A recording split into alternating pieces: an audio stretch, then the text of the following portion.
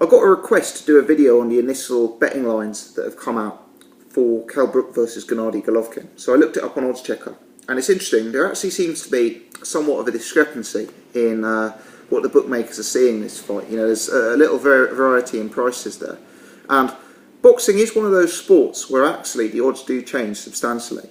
They do change substantially on the lead up to a fight. You know, I remember the recent Enzo Maccarinelli versus Dimitri Kucha fight. Enzo was available at 7-4 on the week of the fight. So if you put £1 on, you return £2.75. On the night of the fight, his odds had dropped to 11-10. So if you put £1 down, you return £2.10. So that's a 65p difference on a £1 bet, which is a real substantial swing. And that was a York Hall fight. That was a small hall fight. They didn't get much publicity, but it's just one that stuck in my mind. So odds do move, and initially, when the bookmakers price up these markets, there are on occasion times where you can get a little bit of value. The reason being that the bookmakers are having to make these odds themselves, as opposed to having to see where the weight of public money comes in. You know, often bookmakers price a market, but the market is really governed by where the money's coming from and the sort of public demand for which fighter. And I guess at this stage it's fair to say the bookmakers don't have a full perception on where the money's going to come in, because obviously the fight's just been announced. So that can mean one of two things for a gambler. That can mean you take a price now and you see a huge drift in the price, which means, you know, you might have been a mug to take the price early. It also means you might be clever to get on early and to to take some early value. And this is one of the things I was discussing on the podcast today, and I believe it was my good friend Irish Tom who raised this point. The initial betting lines had Chris Eubank Jr. to beat Golovkin as 11-2. And the point that I believe Irish Tom made, which for my money was a very correct point, is that if you wanted to bet on Gennady Golovkin to win that fight, you should wait till the night of the fight. Because this is a fight in the UK. Eubank is a huge name amongst the UK fans, and at 11-2, people are going to perceive that as value and pile on Eubank Jr. So Eubank Jr., who was 11-2 last week, could well have started a fight like that, 3-1. You know, I know that's almost a 50% change, but believe me, that's fairly viable. If you look at Eubank Jr. versus Billy Joe Saunders, I don't have the exact odds in front of me, but I know that Chris Eubank Jr. started that fight as favourite. He was an odds-on favourite for that fight. And even the day before, you could get something like 6-4 against. You know, that shows how the weight of public money and public perception can change it. And make no mistake, had that Eubank Golovkin fight occurred, whilst Eubank opened at 11-2, I am convinced he'd have started at 3-1, 4-1, something like that, because of public perception. And that would mean for a gambler, you could potentially get some real good value on Gennady Golovkin to win the fight. Now, let's park Eubank and Golovkin, because as we know, that fight hasn't been made. And what has been made is Kell Brook versus Golovkin. Now, as I say, there's a bit of discrepancy. I went on oddschecker.com, which is a site which lists the odds for circa a dozen major bookmakers. And one of the bookmakers, I believe it was Coral, had Golovkin 1-6. One of the other bookmakers had Golovkin 1-10. So that's actually, if you're a serious gambler, and look, I'm not playing £1 million stakes here, as you guys can probably guess. But if you're a very serious gambler, the difference between 1-10 and 1-6 is fairly vast. Fairly vast.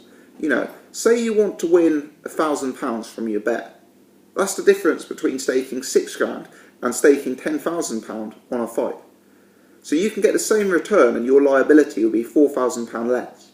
Now, there will be a lot of gamblers out there. And personally, as you guys, as I say, you know, I don't play for enough stakes to be weighing in on 1-6 bets. But there will be a lot of gamblers out there who will be looking to buy money, which is an awful phrase, but is a phrase commonly used by gamblers. They will be looking to buy money on Gennady Golovkin. There will be people out there who believe that Golovkin at 1-6 actually represents fair value. But my recommendation, and this is purely going on gut instinct here, and that is gut instinct alone, is that if you're one of those people who's considering betting on Gennady Golovkin for this fight and making an attempt at buying money using the 1-6 available, I would actually wait. I would actually keep your powder dry and see how the markets develop over the next week or two. Because there's also vast discrepancy in the odds available on Kell Brook. One bookmaker, I believe it was Betway, goes 6-1 on Kell Brook. Numerous bookmakers are going 11-2. But some bookmakers are as short as 9-2. So again, there's a bit of a discrepancy there. You know, if you look at a football match, for example, it would actually be less common in my experience for one bookmaker to be 9-2 and one to be 6-1. This discrepancy shows that there's slight uncertainty in the market as far as I'm concerned with regards to the prices. And I believe Kell Brook may well come in. I believe that 6-1 currently available on Kell Brook will disappear. There's actually a pie chart on the Odds Checker website showing where the weight of money is going. And believe it or not, 60% of the money being staked on this fight, or 60% of the bets being placed on this fight, are going on to Kell Brook. And the reason people are betting on that is because of the value. They believe 6-1 is a price that will disappear. You know, gambling's so sophisticated now that there will be guys betting on Kell Brook at 6-1 with a view to going on a gambling exchange like Betfair and laying off that bet at 4-1 on the fight.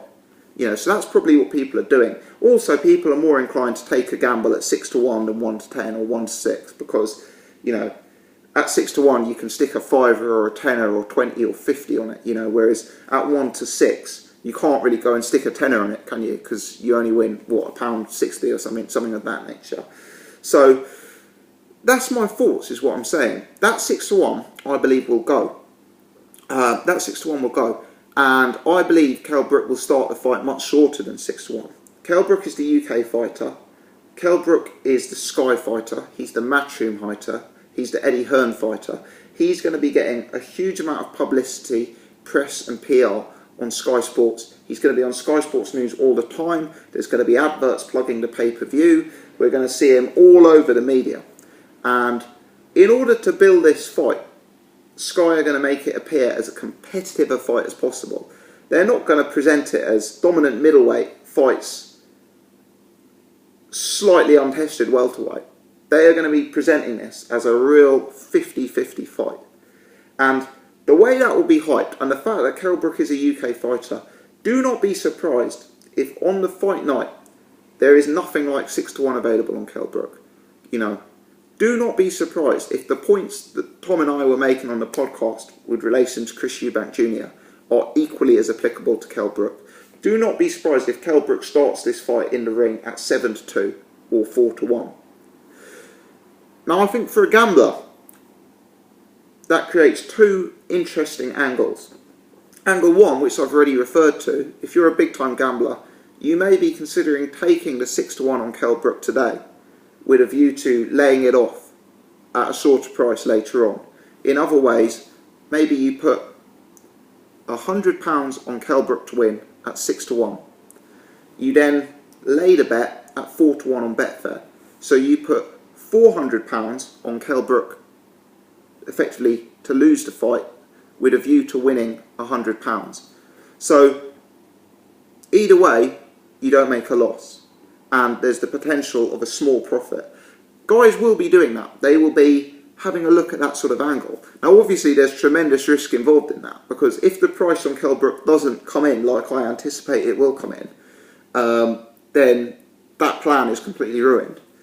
But the other option here, and I think potentially this is an option that is more viable to the average punter, is Gennady Golovkin is currently 1-6, which I actually think is a fair price.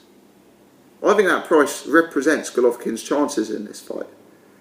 Now, whilst I think it's a fair price, it's not a price at this stage I could be taking, because I don't gamble big enough stakes to take a 1-6. You know, if you want to put your 20 quid in a fight, it's not very entertaining doing it with a view to winning £3.5, is it?